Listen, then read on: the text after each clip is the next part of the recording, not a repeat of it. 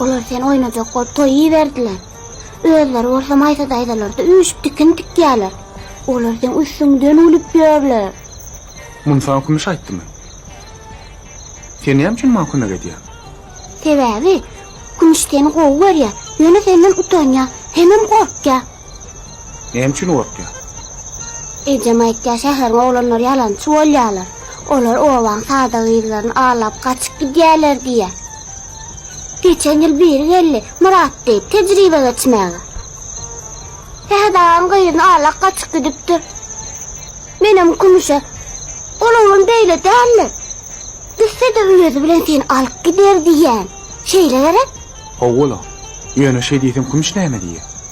Otursana qabry hele ýala kop. Hemme daly goşulyp berdiň. Köp bilsen kiz gararsın diýe. Bar öýleriniň ýanyna tutany. Kimi? Kümüşi kim var ise? Men onu tutup näme diýin? Sen oğlan bir azacık eve süýdünden doýmandyrak ulalara reňdeýär. Tutdum onda, onsoň? Oy bu oğlany çağıýar bol. Tutup ne diýenler? Seni gowy Aşgabat'a gidecekti. Ananna da. Bardan soň men ýalançy bolup çykaýsam näme? Han men gözleme serek.